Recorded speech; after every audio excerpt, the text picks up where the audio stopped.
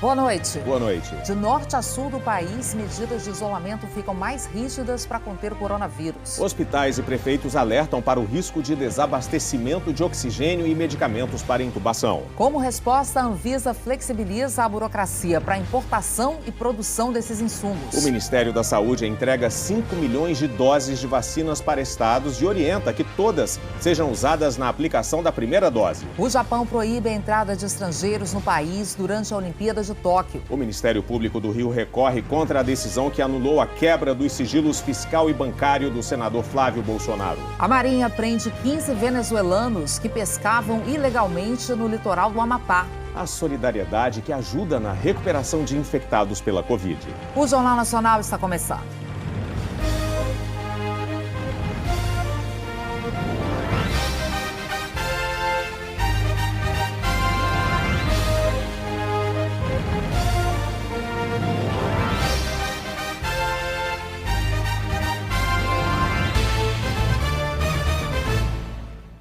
Entraram em vigor hoje medidas mais restritivas de circulação em cidades do Sudeste.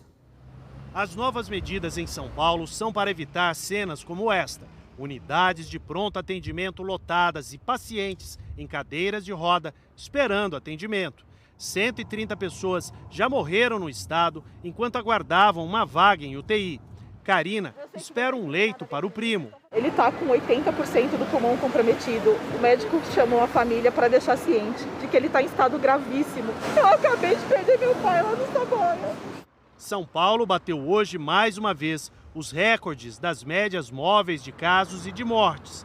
Para tentar conter o avanço da pandemia, uma série de medidas restritivas foram adotadas.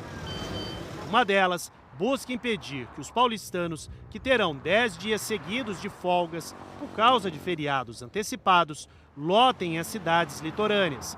O sistema Anchieta Imigrantes, principal ligação da capital com as praias, não terá operação descida até a Páscoa. Desde o início da pandemia, esta é a primeira vez que a operação que melhora as condições de descida para o litoral nos finais de semana e feriados é cancelada. O governo de São Paulo tomou essa medida após um pedido dos prefeitos da Baixada Santista. No litoral, na região de Santos, prefeituras que antes resistiam ao isolamento social, agora bloqueiam acesso até o calçadão da Orla. E na semana que vem, fecharão hotéis e pousadas. 2 semanas atrás, nós estávamos com ocupação de leitos UTI em 44%. Em 2 semanas, nós estamos beirando o 80%. Prefeitos de 12 outros municípios paulistas do Conselho do Alto Tietê vão se reunir amanhã com o governador João Dória, do PSDB, com a expectativa de que o estado defina medidas mais restritivas para toda a região metropolitana de São Paulo. No Rio, a tentativa de diminuir o ritmo de disseminação do coronavírus resultou em praias desertas. A proibição também vale para o domingo. Agentes retiraram pessoas que caminhavam na areia. Quem insiste em ficar arrisca multa de R$ 562. De madrugada, equipes da prefeitura acabaram com festas nos bairros do Meia e da Lapa. Alguns frequentadores foram levados à delegacia e liberados pouco depois. O governador em exercício do Rio, Cláudio Castro, do PSC, se reuniu hoje com representantes dos setores produtivos para discutir outras medidas. Em Minas Gerais, a fiscalização foi reforçada para garantir o cumprimento das restrições. Na região metropolitana de BH, a Guarda Municipal fechou lojas que estavam abertas. Só serviços essenciais podem funcionar. E à noite, tem toque de recolher. A Secretaria Municipal de Saúde de São Paulo disse que o paciente que aguarda por um leito de UTI, que foi mostrado logo no início da reportagem, vai ser transferido ainda hoje para um hospital. A região sul enfrenta o pior momento da pandemia. Hospitais lotados e muitas mortes em Santa Catarina. Em um mês, pelo menos 168 pessoas morreram enquanto esperavam um leito de UTI no estado. A Damásia acompanhou a angústia da irmã, que acabou morrendo enquanto aguardava a transferência. Foi um momento assustador, o momento que eu acho que ela estava sofrendo lá. E ela sem uma notícia, um sinal de fumaça que viria a vaga. Ontem à noite, o governo catarinense publicou um novo decreto com medidas mais brandas de isolamento. Restaurantes e shoppings poderão funcionar, só que com 25% da capacidade até o dia 5 de abril. Caminho inverso ao do Paraná, onde foram adotadas regras rígidas de circulação para 11 cidades da região metropolitana de Curitiba.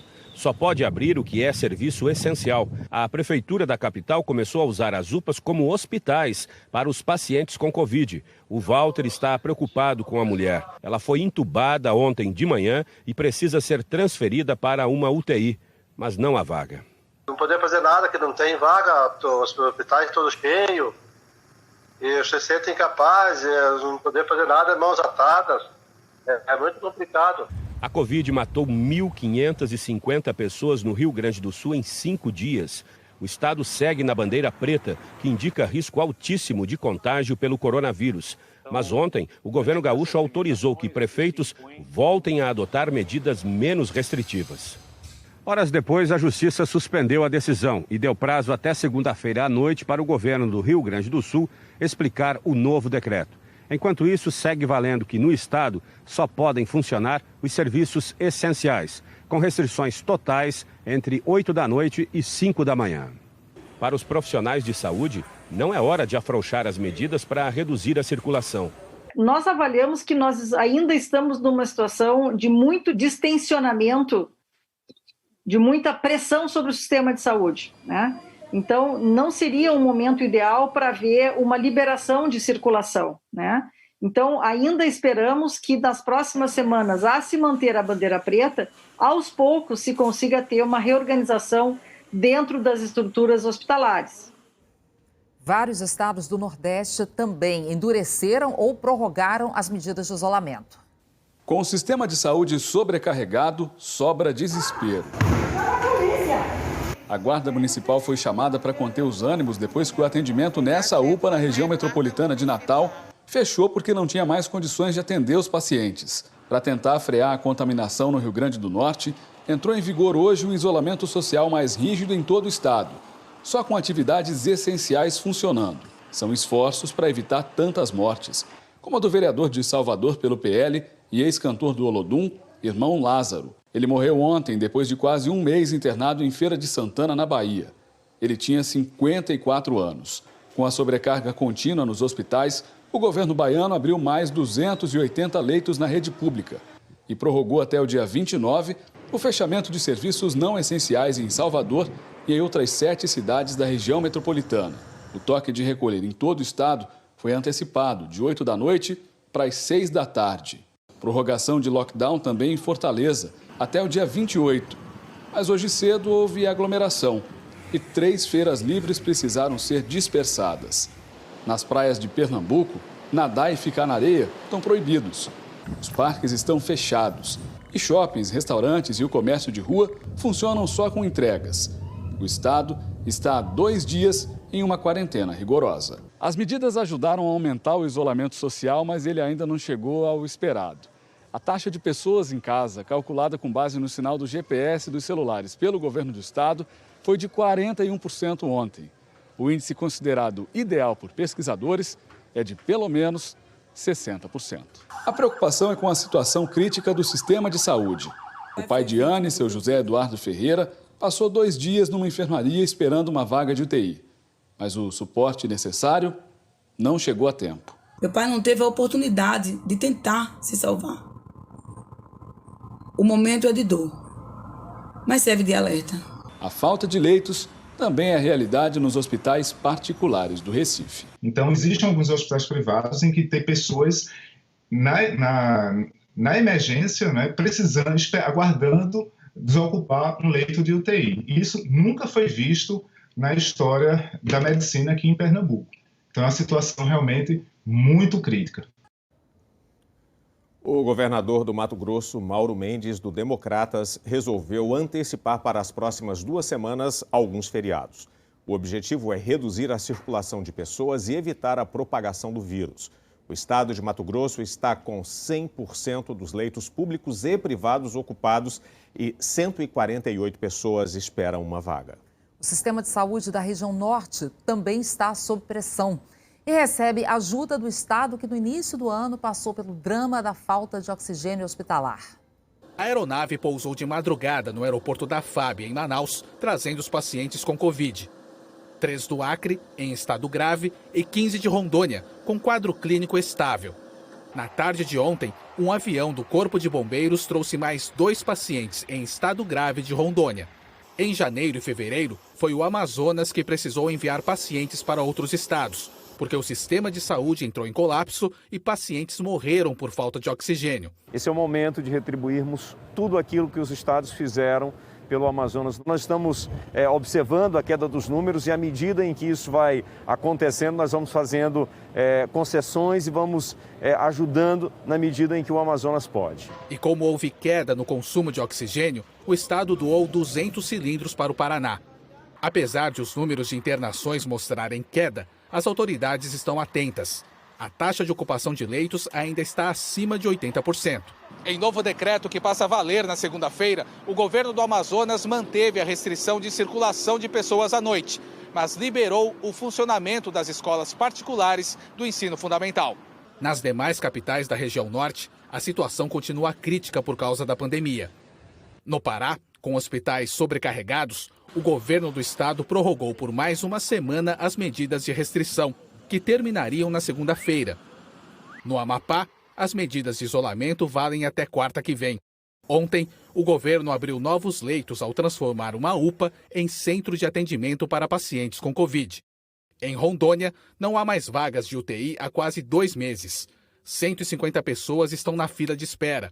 O Ministério Público Federal fez um novo alerta ao Ministério da Saúde, informando que a quantidade de oxigênio enviada não será suficiente para atender a demanda do estado. O Ministério da Saúde não respondeu ao nosso contato.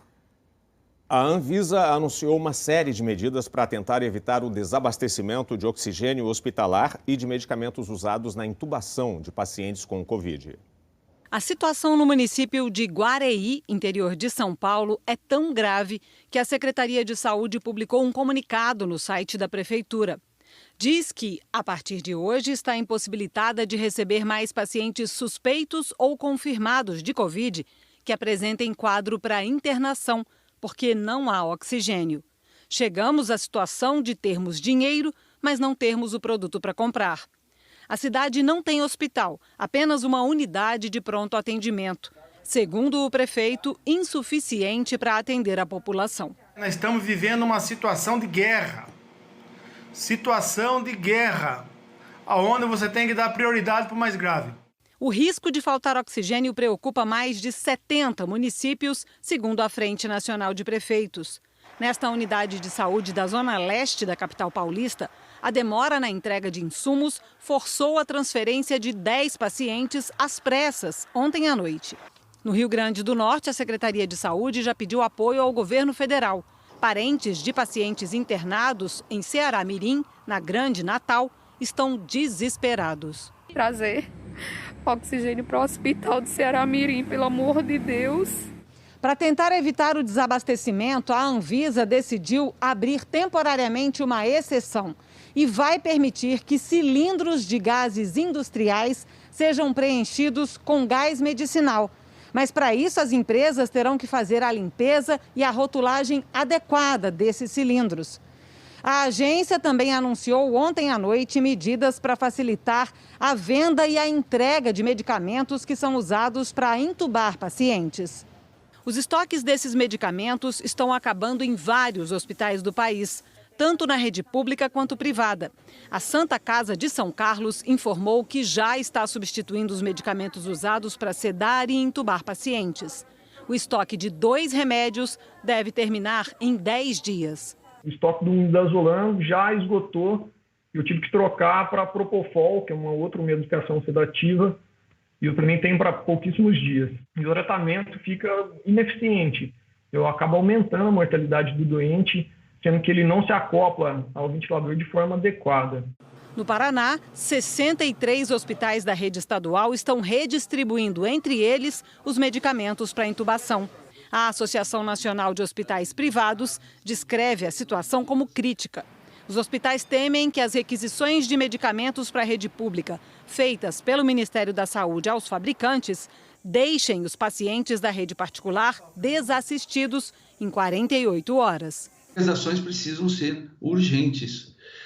A gente precisa, o que a gente entende é que esses medicamentos que foram requisitados, é necessário que se apresente uma estratégia de distribuição desses medicamentos, não só para o setor público, mas para o setor privado, e temos uma estratégia, como eu disse, de diplomacia e logística, é buscar em outros lugares do mundo onde tenham esses medicamentos. As medidas adotadas pela Anvisa para compra e importação desses remédios devem agilizar a entrega pelas farmacêuticas de 20 medicamentos usados para intubação, como anestésicos, sedativos e bloqueadores neuromusculares. A partir de agora, as indústrias que já têm experiência e registro de boas práticas de fabricação junto à Anvisa poderão vender e entregar os remédios diretamente aos hospitais. E a agência vai permitir a importação direta de medicamentos prioritários pelos hospitais, desde que os insumos tenham sido pré-qualificados pela OMS. O presidente da Anvisa diz que está facilitando a entrega de produtos, mas que isso não significa redução no controle de qualidade e eficiência. A parte de fiscalização não é afrouxada em absolutamente nada. São medidas que, em conjunto, aumentam a oferta de produtos ao paciente nessa hora tão difícil, tão complicada. O Sindicato da Indústria de Produtos Farmacêuticos considera as medidas importantes e acredita que vão agilizar a distribuição de medicamentos, mas diz que não há condições de fazer entregas para estoques de longo prazo. Nós temos condição de atender totalmente o mercado brasileiro. A nossa proposta ao Ministério da Saúde e aos laboratórios privados é que nós possamos semanalmente entregar o produto da próxima semana. Com isso, a gente tem certeza, segurança de poder atender a necessidade da população brasileira. A Prefeitura de São Paulo afirmou que não há falta de oxigênio e a dificuldade é para transportar os cilindros. A White Martins disse que a unidade de saúde em São Paulo usou todo o produto do tanque de oxigênio principal e que ele foi reabastecido enquanto a reserva estava sendo utilizada. A Associação das Indústrias Químicas declarou que as empresas precisam receber com antecedência do governo uma previsão de demanda e defendeu um planejamento nacional de logística. Um esclarecimento. Ontem, ao comentar a posição da Frente Nacional de Prefeitos sobre a crise da falta de oxigênio hospitalar, dissemos que Guaraciaba do Norte, no Ceará, calculava que o insumo iria terminar em 48 horas. Essa informação estava na tabela fornecida pela Frente de Prefeitos. Hoje, a Prefeitura de Guaraciaba do Norte afirmou que não há risco de desabastecimento de oxigênio hospitalar. Feito, portanto, o esclarecimento. O Alan Severiano tem os números da pandemia atualizados pelo consórcio de veículos de imprensa. Alan, boa noite. Boa noite, Ana, Elter, boa noite a todos. O Brasil registrou 2.331 mortes nas últimas 24 horas e soma agora 292.856 vítimas da Covid. De ontem para hoje, 72.326 novos casos foram confirmados, elevando o total para 11.949.335. A média de casos está em 72.869 por dia. É recorde, mas aqui vale uma ressalva. O crescimento desacelerou. O número de hoje é 9% maior do que o de 14 dias atrás, dentro da estabilidade. Vamos ver se essa tendência se confirma nos próximos dias. A média de mortes bateu recorde pelo 22º dia seguido. Em média, 2.234 pessoas morrem por dia no país. As mortes continuam em alta acelerada, com alta de 49% em 2 semanas. No mapa a gente vê a situação da pandemia pelo país, com alta na média de mortes. Em vermelho aparecem 21 estados e o Distrito Federal. Amapá e Sergipe tiveram as maiores altas. 3 estados estão em estabilidade e aparecem em amarelo. E em azul, apenas 2 estados com queda na média de mortes, Amazonas e Roraima. A situação trágica do Brasil não impressiona só os brasileiros, não. Impressiona o mundo também. Nesse gráfico aqui, a gente vê os 5 países que têm, agora, a maior média diária de mortes. Os dados são de um site ligado à Universidade de Oxford, com base nos números levantados ontem. O Brasil, na linha verde, é o país que tem disparado a maior média, com mais de 2.000 mortes por dia. Muito acima dos Estados Unidos, A linha azul, olha, que enfrentaram aqui um período trágico, né? E nessa segunda onda, mas que vem uma redução desde janeiro. No Brasil, agora morrem em média por dia 4, 5 vezes mais gente do que no México, na Rússia ou na Itália. Na Itália, que está na linha branca, os números estão subindo. Mas no Brasil, essa curva aqui inclinada mostra que a alta é bem mais acelerada. Vamos ver agora os números da vacinação. Nas últimas 24 horas, 228.503 pessoas receberam a primeira dose no Brasil. Até agora, o total de vacinados com a primeira dose é de 11.721.357, o que corresponde a 5,54% da população. A segunda dose foi aplicada em 4.140.109 pessoas, 1,96% da população, não chegamos nem aos 2% aí na segunda dose. Hoje, 18 estados atualizaram os dados da vacinação. E em azul escuro, os que mais vacinaram. Os números mostram o percentual de pessoas que tomaram a primeira dose em relação ao total da população. Os 5 que mais aplicaram a primeira dose são pela ordem Amazonas, São Paulo, Mato Grosso do Sul, Distrito Federal e Rio Grande do Sul. Em g1.com.br/coronavírus, você encontra outros dados do seu estado e mais informações sobre a vacinação. Vacina sim, Ana Elter. Vacina sim e que seja o mais rápido possível. Obrigada, Alain. Boa noite. Vacina sim. Obrigado, Alain. Boa noite. O Ministério da Saúde permitiu que municípios usem de uma vez só as 5 milhões de doses da vacina que estão sendo entregues neste fim de semana. Até agora era preciso guardar a metade para a segunda dose. Com a nova regra, as secretarias de saúde estão reorganizando o calendário de vacinação. No Distrito Federal, a vez este fim de semana é das pessoas de 72 anos para cima. Com a chegada do novo estoque de Coronavac, que pode ser todo usado como primeira dose, sem ter que estocar parte para a segunda dose, a partir de segunda-feira, passam a ser vacinadas as pessoas com mais de 69 anos. Assim, a imunização pode ganhar um ritmo mais acelerado para os grupos-alvo. O Ministério da Saúde já começou a distribuir 3.900.000 doses da Coronavac e pouco mais de 1 milhão da vacina de Oxford. Ontem, a Frente Nacional de Prefeitos mandou um ofício ao presidente Jair Bolsonaro, ao ministro da Saúde, Eduardo Pazuello, e ao indicado para o Ministério, Marcelo Queiroga, para que pelo menos 90% das doses da Coronavac pudessem ser usadas para a primeira dose. Era um assunto que já vinha sendo discutido pela equipe técnica do Plano Nacional de Vacinação contra a Covid-19. Hoje, com a distribuição das 5 milhões de doses, a mudança de orientação se tornou pública. Integrantes da Frente Nacional de Prefeitos afirmam que os municípios estão preparados para acelerar a imunização. Uma notícia muito positiva para que a gente possa dar uma acelerada, né, na vacinação e impedindo que esse caos continue. É fundamental vacinar. Os municípios estão preparados para vacinar. O que precisa é o governo federal disponibilizar as vacinas. Em fevereiro, o Ministério chegou a anunciar que não haveria mais necessidade de reserva de estoque para a segunda dose, mas voltou atrás por dificuldades na produção e na chegada de insumos para a fabricação das vacinas. A epidemiologista Carla Domingues, que já coordenou o Sistema Nacional de Imunização, diz que a vacinação no Brasil já poderia ter alcançado pelo menos 50 milhões de pessoas, quase 5 vezes o número de pessoas que já foram imunizadas até agora. Ela acredita que o ritmo lento só vai melhorar a médio prazo, no mínimo em 3 meses, mesmo com essa mudança. A gente precisa acelerar a vacinação nesse momento crucial que nós estamos aí com 3 mil pessoas morrendo ao dia, né? Carla Domingues diz que a mudança anunciada hoje pelo Ministério da Saúde é bem-vinda e que o plano tem que ser dinâmico para acompanhar o fluxo da doença. Caso haja algum problema no futuro, a gente pode reformular essa proposta, mas eu acho que não é possível nesse momento nós estarmos tendo vacinas guardadas, né, e a população precisando ser vacinada neste momento que a gente já conseguiu dar uma velocidade de entrega das vacinas para todos os municípios. Amanhã o Brasil recebe 1 milhão de doses da vacina de Oxford fabricadas na Coreia do Sul. É o primeiro lote que chega ao país via consórcio COVAX Facility, a aliança global de vacinas. A entrega vai ser feita no aeroporto de Guarulhos no fim da tarde. E até o fim do mês devem chegar também pelo consórcio mais 1.900.000 doses.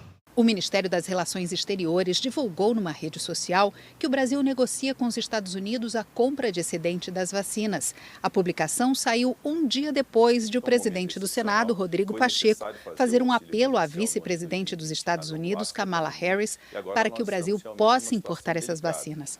No texto, o Ministério não cita o ofício do presidente do Senado, mas diz que as negociações começaram no dia 13.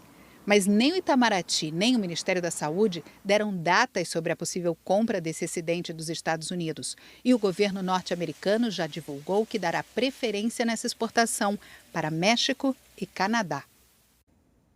Metade dos adultos do Reino Unido já recebeu pelo menos a primeira dose de uma das vacinas contra a Covid. Entre eles, o primeiro-ministro de 56 anos. Boris Johnson recebeu ontem a vacina da Oxford AstraZeneca. A França e a Polônia começaram hoje novas medidas de isolamento para evitar a terceira onda da pandemia. 16 regiões da França, incluindo a capital Paris, terão fechamento de serviços não essenciais por um mês, mas com medidas menos rígidas do que das últimas 2 vezes. As escolas, por exemplo, permanecem abertas. Na Polônia, o lockdown vai durar 3 semanas. Lojas, hotéis, teatros e cinemas estão fechados. Na Alemanha, a primeira-ministra Angela Merkel alertou que é provável que o país precise implantar um novo lockdown. Os Jogos Olímpicos de Tóquio, no Japão, não terão a presença de público de outros países. Não permitir a entrada de espectadores do exterior foi uma opção dos japoneses, o comitê organizador e os governos nacional e de Tóquio. Entre dirigentes do Comitê Olímpico Internacional não havia unanimidade. Alguns achavam que era possível aguardar e só decidir mais perto de julho, mês da abertura do evento. Mas tanto o COI quanto o Comitê Paralímpico aceitaram a medida. Antes do anúncio, durante um discurso da ministra para as Olimpíadas, um terremoto foi sentido em Tóquio. O epicentro foi a 400 quilômetros ao norte da capital. O tremor de 6,9 de magnitude sacudiu prédios e chegou a provocar um alerta de tsunami, retirado pouco depois. A reunião prosseguiu e a presidente do comitê local, Seiko Hashimoto, disse que lamentava o veto, mas que era o mais seguro a ser feito. A decisão não se aplica a quem vier de fora para trabalhar nos eventos, como a imprensa. Mas a situação dos voluntários estrangeiros não foi debatida e eles também podem ser barrados. Só de ingressos para as Olimpíadas vendidos fora do Japão serão mais de 600 mil reembolsos. Um prejuízo que não foi totalmente calculado, mas se soma a enormes perdas do turismo. Em 2019, Tóquio recebeu 32 milhões de visitantes, que caíram a praticamente zero no ano passado. Os Jogos Olímpicos eram uma esperança de recuperação econômica para setores como hotelaria e comércio. A organização dos Jogos precisa decidir ainda sobre a presença de torcedores nos estádios e ginásios, qual a capacidade será liberada ou mesmo se haverá público. Esse percentual vai seguir as normas vigentes no país para qualquer outro evento, festivo ou esportivo, que hoje pode chegar a 50% dos assentos até um limite de 20 mil lugares. A decisão vai sair durante o mês de abril. Amanhã, o Esporte Espetacular traz uma entrevista exclusiva com Abel Ferreira, técnico do Palmeiras, e também muitas outras atrações. Olá, boa noite. Boa noite. Dar um salto de paraquedas é um desafio para muita gente, né? E mais de 100 no mesmo dia. A gente explica esse estranho recorde batido por 2 brasileiras. Tem ainda entrevista com Abel Ferreira, técnico do Palmeiras. Unidade foi a palavra que sustentou aquilo que foi os títulos que vieram atrás do nosso processo. Você vai conhecer uma torcedora muito especial, apaixonada por futebol e que enxerga o jogo com o coração. E as histórias de uma dupla imparável, Djalminha e Luizão. Mudou muito, mudou pouco, o que vocês acham? Estão com a mesma carinha, hein? Só a idade, né? É a malandragem. É amanhã, depois do Auto Esporte. Esperamos vocês. A seguir, o Ministério Público do Rio recorre da decisão que anulou a quebra dos sigilos bancário e fiscal do senador Flávio Bolsonaro. A Marinha prende 15 venezuelanos que pescavam ilegalmente no litoral do Amapá.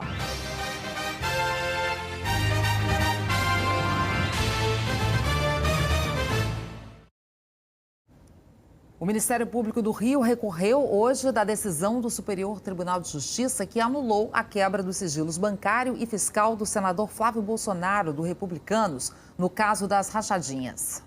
É o segundo recurso contra a mesma decisão do STJ. No início da semana, a Procuradoria-Geral da República também já tinha recorrido. No dia 23 de fevereiro, a quinta turma do STJ anulou por 4-1 a quebra dos sigilos bancário e fiscal do senador Flávio Bolsonaro, no processo que investiga as rachadinhas na Assembleia Legislativa do Rio. O principal argumento dos 4 ministros que formaram a maioria foi a falta de fundamentação da decisão de primeira instância que autorizou a quebra dos sigilos. A autorização tinha sido dada em 2019 pelo juiz Flávio Itabaiana, da 27ª Vara Criminal do Rio. O juiz decretou as quebras em 2 decisões. Na primeira, a justificativa foi curta, num parágrafo. A segunda tinha 10 páginas que confirmavam a autorização e serviu também para reforçar a fundamentação apresentada originalmente. No recurso apresentado hoje, a Procuradoria-Geral de Justiça do Estado do Rio sustenta que, na primeira decisão, a mais curta, o juiz de primeira instância adotou todas as razões que os promotores expuseram longamente no processo e que a decisão preenche todos os requisitos legais e deve voltar a valer. O recurso de hoje argumenta também que esse tipo de decisão mais curta foi válido porque o caso ainda estava na fase de investigação.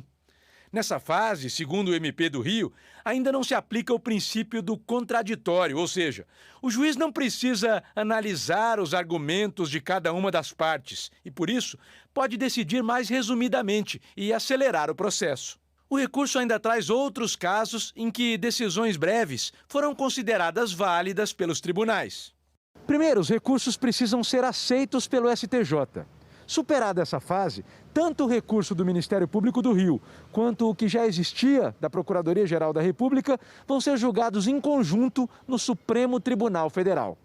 Se o STF modificar a decisão do STJ, volta a valer a maior parte das provas que embasaram a denúncia contra Flávio Bolsonaro, pelos crimes de lavagem de dinheiro, peculato e organização criminosa.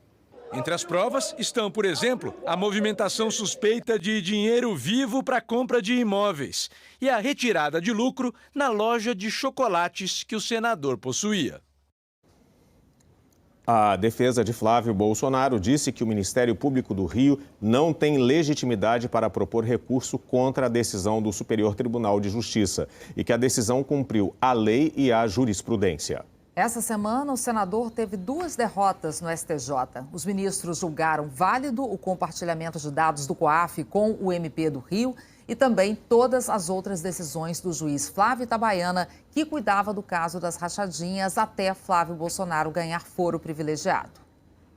A Polícia Federal cumpriu um pedido do ministro da Justiça, André Mendonça, e abriu inquérito contra o ex-ministro e ex-governador do Ceará, Ciro Gomes. A informação foi publicada pelo jornal O Estado de São Paulo e confirmada pela TV Globo. Segundo a denúncia, Ciro Gomes teria ferido a honra do presidente Jair Bolsonaro durante uma entrevista para uma rádio do Ceará em novembro do ano passado.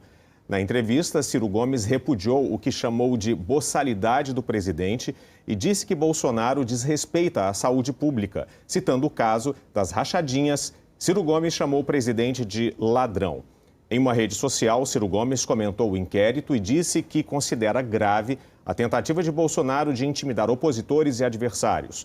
O Palácio do Planalto não respondeu o nosso contato. A Confederação Israelita do Brasil vai apresentar uma notícia-crime de racismo contra o presidente nacional do PTB, Roberto Jefferson. A entidade considerou que uma mensagem postada por Jefferson no Instagram é antissemita e ataca o povo judeu. Na mensagem, Jefferson disse que cananistas e judeus sacrificavam crianças para receber a simpatia de uma divindade satânica e que hoje a história se repete. Segundo a CONIB, a história já mostrou, da forma mais dura e bárbara, como o racismo e o discurso de ódio são responsáveis pelos episódios mais terríveis da humanidade. A Confederação Israelita disse que comunicou o fato ao Instagram para que a publicação seja removida e o perfil punido.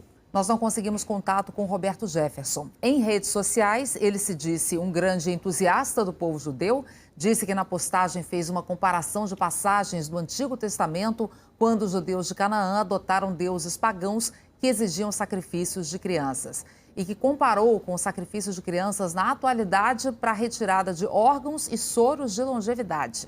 Roberto Jefferson chamou a ação da Conib de, abre aspas, palhaçada e falta do que fazer, fecha aspas. O Instagram afirmou que o conteúdo foi removido, que não permite o compartilhamento de conteúdo que ataque pessoas com base em raça, etnia, nacionalidade, religião e orientação sexual e que encoraja a denúncia de postagens que possam violar as políticas do site. A Marinha prendeu 15 venezuelanos e apreendeu um barco que pescava ilegalmente no litoral do Amapá. A embarcação venezuelana navegava sem autorização em águas brasileiras a 180 quilômetros do litoral do Amapá e foi interceptada na quinta-feira pelo navio patrulha Bocaina da Marinha. Os 15 tripulantes venezuelanos agora estão sob a custódia da Polícia Federal. Eles vão receber uma notificação de saída voluntária do país. Se não atenderem, devem ser deportados. Ninguém testou positivo para a Covid. Os tripulantes tentaram fugir da abordagem. Houve perseguição, o barco foi alcançado e teve o controle assumido pela patrulha naval. Depois, foi constatado que a embarcação não era autorizada pelo IBAMA a pescar na região. A patrulha apreendeu cerca de 3 toneladas de pargo. O peixe é muito valorizado comercialmente e está no período de defeso, época de reprodução da espécie, em que a pesca é proibida. O IBAMA vai doar tudo para o programa Mesa Brasil do SESC. O comandante da embarcação terá que pagar uma multa ao IBAMA que pode chegar a R$70 mil.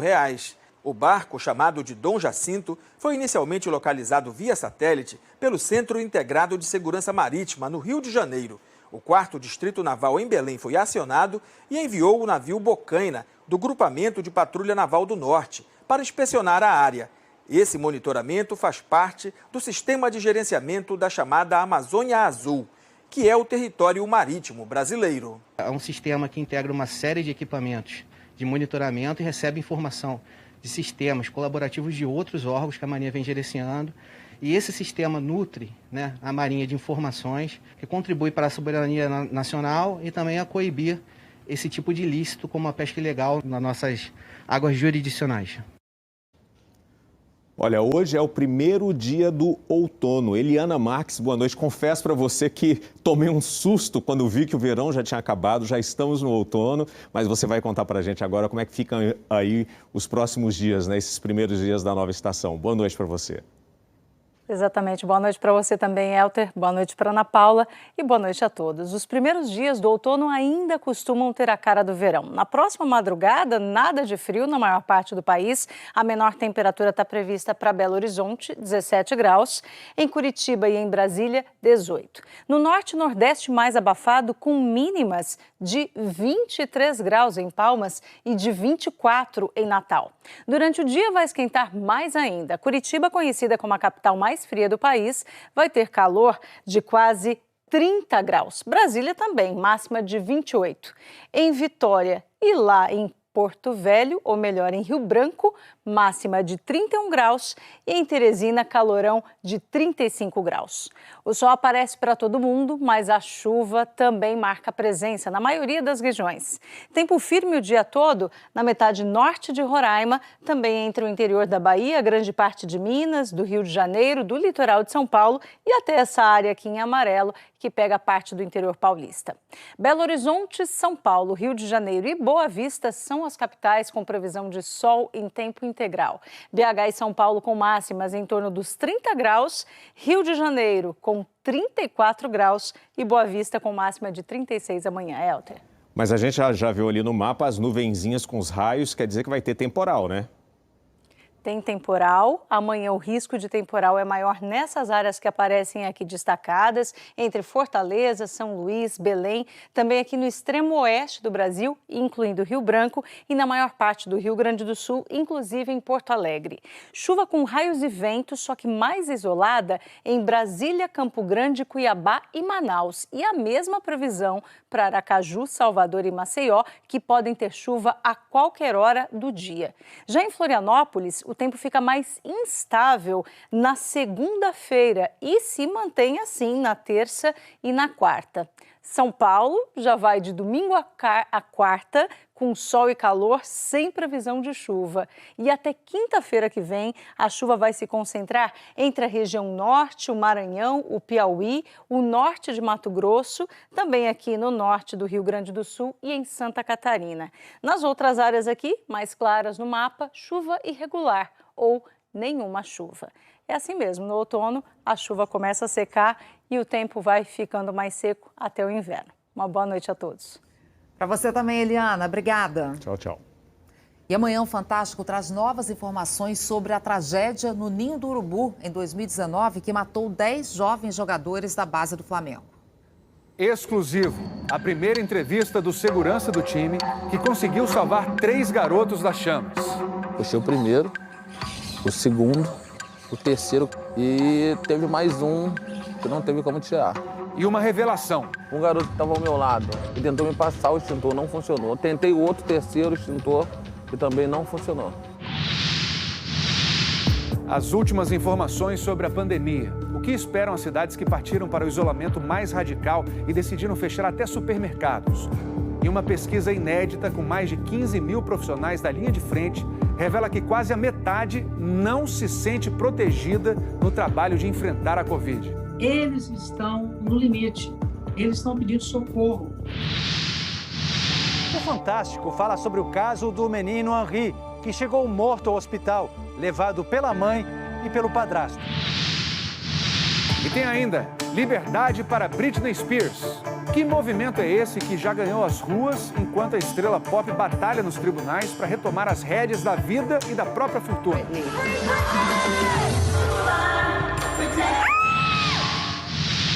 Quem é o mega traficante brasileiro que conseguiu fugir da polícia por mais de 30 anos e obrigou um radialista a se esconder na Europa depois de ser torturado? Sorte? Estava escrito nas estrelas? Você vai se divertir com as histórias da série É Muita Coincidência. É estreia, é fantástico, é amanhã e depois o Faustão. Você vai ver. A seguir, a solidariedade que ajuda pacientes em recuperação da Covid.